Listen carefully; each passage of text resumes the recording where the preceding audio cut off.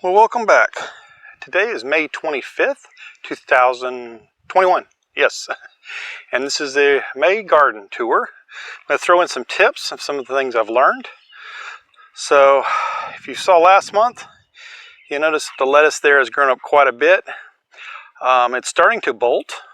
That's something important I've learned this year, is that kind of in mid to late May is when my lettuce is going to start bolting. So I need to probably eat it a little quicker, maybe plant a little less next year, and also get it into the ground a little earlier so we can enjoy it longer.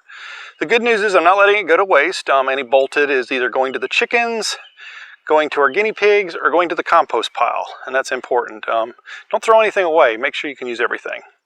So we have our butter crunch there, like before. We have our outrageous, and it hasn't bolted too much, which is pretty impressive. I think, don't hold me to this, but it may be a heat tolerant, which is good. I might look into some heat tolerant lettuce for next year. Maybe even during the summer. I don't know, it may be a little too late.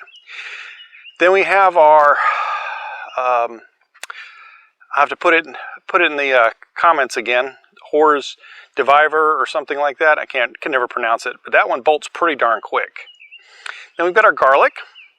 I've I guess harvested one of the garlics. It appeared to be ready. It's a pretty good size. I've got it curing in the closet right now, so that it can we can give it a taste test here in a couple of weeks, and we'll see how that goes. All right, and then we've got over here, got our Bok Choy, and the Bok Choy just did not take off this year over here. I had some in some other places, but I think the bugs got to it really bad, and this bed had some older soil in it. I didn't amend it too well this year, so I think for next year, actually for the fall when I use it, I'm gonna make sure I put fresh compost layers on all of these beds. And you'll notice there's some romaine that's bolted really nicely, if you want to call it that. And we've also got some nice heads of romaine left that we'll have to use. And there's the funny one, Horseradish, I can't pronounce it. And then we've got over here, we've got our kale. This is the walking stick kale. It's kind of poking up a little bit, but it's more of a cold weather crop. So I think probably next year, or this fall, I'm going to plant it again and see how it does. And you can always see it's getting pretty tall, a lot taller than normal kale. Got a little bit of a bug problem, and I'll talk about that in a minute. I have something called BT. I'll put the exact name in the comments, and also put a link to the product I used.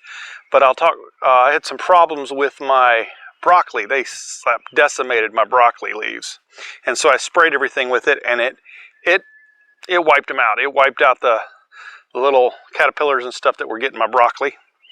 And there we have the other kale. That's 1,000 head kale there. The leaves get really big, look like a elephant ear. But once again, it's too hot here, so I think I'm going to plant those again in the winter and see what happens. Then we've got over here, and this is kind of the first thing I've learned. Those are ground cherries, and they just have not taken off. But you'll notice this one here in the pot has.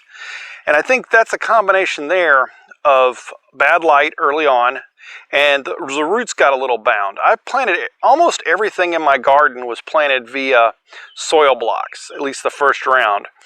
And I didn't get them out quick enough, and that's something I'm going to take away for next year. I've got to repot them. I got to get them out of the soil blocks a lot quicker, and I think the plants will thrive a lot better.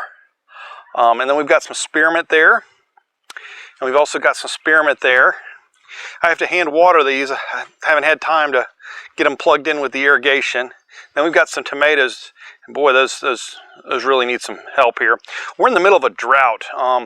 We've gone maybe, I think, 2 months now with very, very little rain, maybe 1/4 of an inch. And that's why, if you've got a garden, it's important to have a backup plan. Don't rely on Mother Nature, because she will play her tricks sometimes.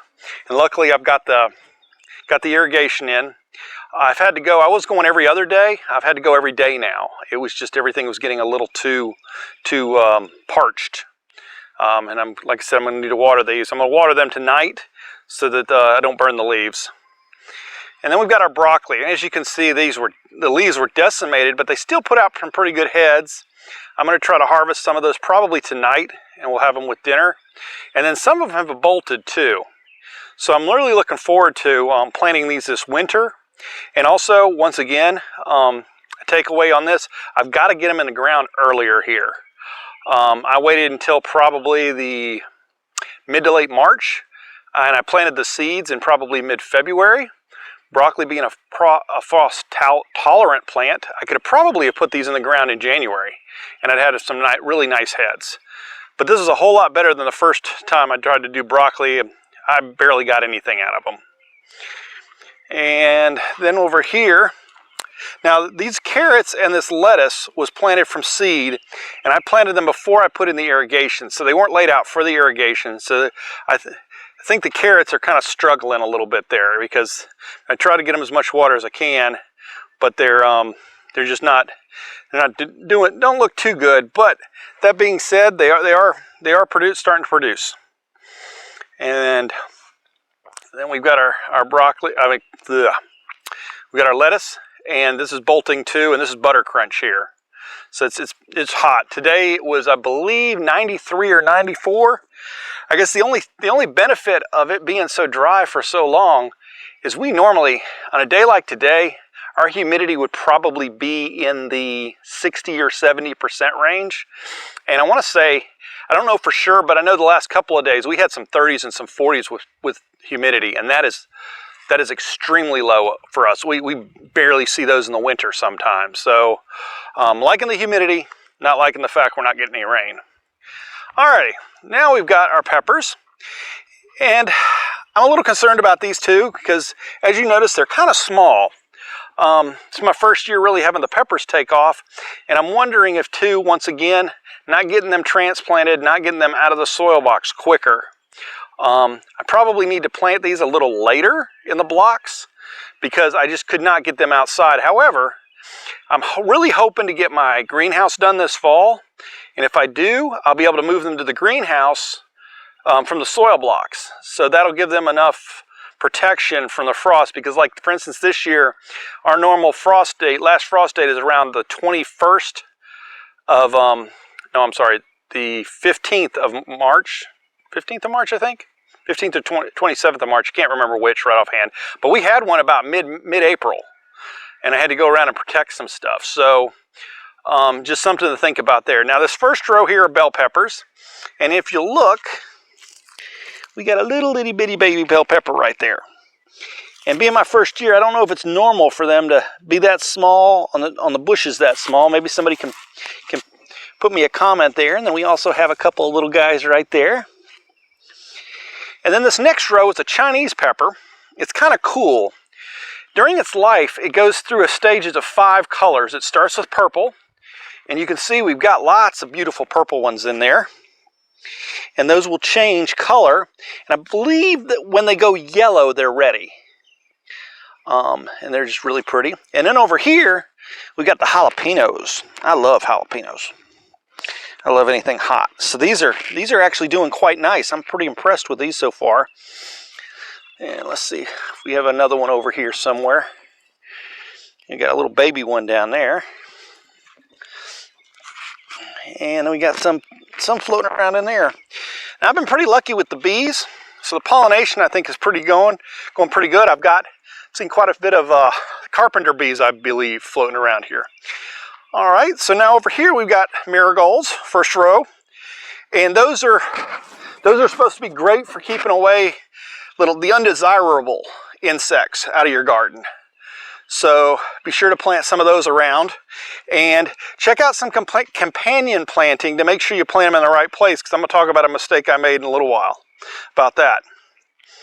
And then we've got carrots in that next row. Now these were planted from seed, as were the marigolds.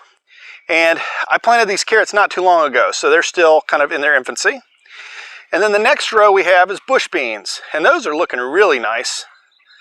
And I don't see any beans yet, so it might be a little while on those, but I'm really impressed with those. And then that last row is my cucumbers. And I've got 2 varieties. I've got just a basic snacking cucumber, and I have a pickling cucumber. We picked up some stuff. We're going to start doing canning this year. So we picked up some stuff for that. So I'm looking forward to hopefully getting enough cucumbers, maybe just for at least 1 or 2 jars. See how that goes. And then next year we'll look into maybe planting a bunch more, because another thing I learned was from this year is too much lettuce. We don't eat it fast enough for what I planted. So probably cut back on the lettuce a little bit and spread out the cucumbers, because the cucumbers take a lot of space. Alrighty. Then our next little row here is we have radishes, and I planted those probably 2-3 weeks ago from seed. Those are doing right nice, although they do look like they're struggling a little bit. I'm watering them daily, like I said, but still, you know, with the lack of rain, I tell you, gardens love real rain. Tap water is one thing, but real rain is another thing, and that's why one of the things I want to do on my greenhouse is I've got those rain barrels there that I had set up before. I'm going to set those up next to my greenhouse and run a gutters on them and use that to water the greenhouse. So that'll help. Next off, we have some bush beans here. Again, another row of them. And then we have some little ones back here. Now, this is something else to think about. These are kind of small still, but every one of these I replanted when I thinned the big ones. So keep in mind that you don't necessarily have to toss those thinnings. If you've got a place to put them, try to transplant them. They may grow. I also did that with a marigold, and I'll show you that in a minute. See, I have a little marigold here going on the corner, and I transplanted that from the marigold bed I just showed you a minute ago when I thinned them. And that's some nasturtiums there to the next to them. I think those are probably just starving for water. They probably, everything needs more water. I mean, I'm watering these things for 25 minutes daily right now. As you can see from the tomato vine, it's still having a little trouble there. So, but since we're here on the tomatoes, these are, I believe, are Chadwick cherry, and they're doing really good. Now, tomatoes, I did a lot of research before I started this garden this year on tomatoes, and one thing I learned is keep them thin. That promotes airflow, keeps a lot of your diseases at bay. It allows the plant to put its energy into growing fruit, because as you can see, this Chadwick cherry is just loaded with tomatoes. And it's got a lot of nice airflow through there to keep the diseases. And you'll notice I got a little one there I need to clip, but keep your leaves off the ground. And don't water the leaves, water the roots. Because if you water your leaves, that's what breeds disease also. It can harvest, you know, especially if it doesn't have a lot of ventilation, and so that it can get rid of those, dry them out.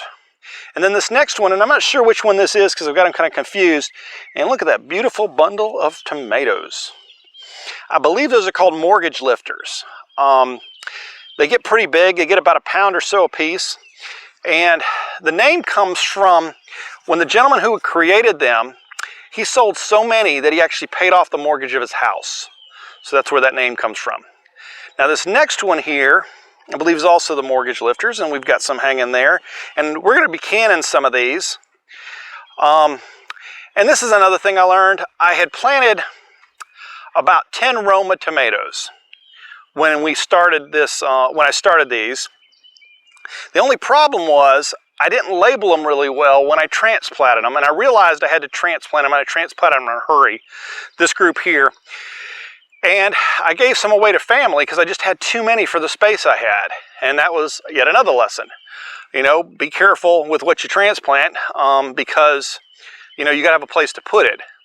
So I didn't wind up with a whole lot of Romas left because I didn't know what I was giving away. And I wanted the Romas because we were thinking about canning those, but we're going to go ahead and can these. And I know the Roma's probably a better canning tomato, but we're going to can this one and see what happens. And you'll notice here, these are a German pink. So, and they're nice and they're looking really good too. Then there's some basil there that's flowering. And that also helps keep away bugs. The nasturtium and the basil are both good bug repellents. Now, you notice here, this is another tomato plant that I put in in a pot because my wife didn't want me to let anything go because I'd grown them. And I'm not sure what this one is, but I've got it irrigated, but it's still struggling. But you'll see what happens if you run them up. You need to support your tomatoes, because if not, you'll wind up with something like this or something like this, and it just becomes a mess. It becomes hard to manage. The leaves wind up on the ground. Bugs can get on them. Disease. It just makes it really hard. So keep your tomatoes pruned on the bottoms, and take care of them that way. And also, if you're new to tomatoes, you've got these little suckers here. This is what you want to get rid of, because when these grow out, they'll grow a whole nother stem that will produce a bunch of fruit. And if you have to cut those off, like I had to make the hard decision to cut some of them off because it was just, they were too unruly and they were crossing over each other, and they run the risk once again of disease. Now this is, you can see here, this is one that happened. It split off down here. This was a sucker. This was a small sucker at one point that I didn't catch it, and it got out, and I kind of said, I can't cut it off because it's got, well, no, it doesn't have fruit, but it's got these things here on it. It's got some flowers on it. Oops, I had a flower. And I get nervous because I want my plants to produce. I have a little hard time cutting back sometimes. But you can see here, this one I actually double supported because at the time I kind of caught up with it. And I was very indecisive, but you'll see here I cut this. I had to go ahead and cut that one off. But this one's double supported because we've got fruit there, although that one's got a little bit of, I think that one had a caterpillar or something in it. And then we've got over there, we've got some more tomatoes. Now this is another Chadwick cherry. And you can see, look at these beautiful tomatoes. Also over there. And so there we got another, I believe that one's another mortgage lifter, and maybe another German pink. And then we got some more basil. Kind of the same thing over here. Now these were my second round. You'll notice that they're not that much older than the ones over there, maybe a couple of weeks. But they're not growing as fast and as big. There's a couple of reasons for this, in my opinion. I'm no scientist. Number one, I had this wonderful tree here that I didn't plan for. And a good part of the day, this bed is behind the tree, right in its shadow. And tomatoes need light. So that's number one. Number two, these were significantly root bound when I planted them from my blocks, because I did not transplant these like I did the others. So I believe they're stunted a little bit because of that. That's just my assumption, but those were the two big differences between this bed and that bed. And you can see it's significantly different there. All right, and then we have some more nasturtiums, and we have some more basil. Now, here is the horseradish bed, and boy, doesn't it look beautiful. And I have a story about this. I came out here one day, about a week ago, and it was depressing. Because you'll see there's a hole right there. And that plant, that poor plant, it was covered in white rust, just covered. I mean, I tap it and just spores went everywhere, and I had to get rid of it. But I found this stuff, and I can't remember the name now. I'll put a link in the description, and it is awesome. I sprayed the rest of this, and you'll notice there's still some damage from the white rust, but the white rust is essentially gone. It's not spreading. It's going away. I'm loving it. But once again, too, when with your horseradish, watch out for dead leaves. Keep your leaves off the ground if you can. I don't know that you necessarily, and I'm new to this, I don't know that you necessarily have to prune them, but you want to make sure that you you keep them nice so that you don't have to worry about those bugs. Now let's go over here and look at the squash. Now these are my grow bags. I ran out of raised beds and I wanted to grow some vining plants. So I picked these grow bags up on Amazon, and I can put a link there for those as well. And this first one is squash. And you'll notice I have some little baby squash going on there. It's a nice, beautiful squash. And there's some other ones in there too. And then this next one is zucchini. And there's a little zucchini there, peeking behind the branch. Now this next one is honeydew. Now, I planted a honeydew when at the same time I planted the rest of these, but something got it, ate the stalk, and it died. It didn't get very big, so I replanted it. And the tip here is don't give up. I mean, if you're early in your season, replant. What do you got to lose? I mean, you got the space already, use it. So those are honeydew, and you'll notice there's two there. I'm waiting to see which one kind of wins. They're both really close, but I want the strongest. I want to keep the strongest, so we'll go there. And then nectar, we have tomatoes. We have watermelon. Same thing with the watermelon. When I first grew these, they didn't sprout. I got nothing. So what I did was I planted it again. Now I've had to plant like 5 seeds in there, and I eventually got 3 to come up. And I've already thinned it out. And then we have our pumpkin. And it's looking a little worse for wear too. Probably the sun and the heat.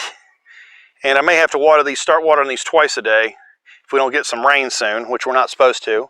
But I don't have anything going yet, so we'll keep our fingers crossed down there. So next off, I'm going to go over, take you to the chicken pen and show you the loofahs and the sunflowers. Alrighty, now we're at the chicken pen, and these are my loofahs. We got apple gourds, which are this kind of shape. Those are apple gourds, and they're a gourd family, and they look just like an apple. They make great little birdhouses. And then we've got the loofahs. I've got them mixed in, and what we're doing is we're allowing to grow over the chicken coop to give them a little extra shade this summer. And then next off, we have 3 sunflowers. We have this one here. We have this one here. And we have this one here. And it's got a little traveler on it. I don't know if that's a bad bug or a good bug, so I'm just going to leave it alone. But the cool thing about that little one in the front, it was actually a thin from the one in the back, because I usually plant 2 to 3 seeds per plot. And I just took it, pulled it out, plucked it out, planted it in front, and it's doing just fine. So keep that in mind when you thin your plants. And say hello to the chickens. Now what I did was, and I shared this last month, is I've got a little bit of separation between the two so they could grow up that fence and then cross over. That way the chickens wouldn't eat them all before they could kind of get themselves established. Looks like the chickens want to be in the video too. And then we have some more here, and it's creeping on over the chicken coop like it's supposed to.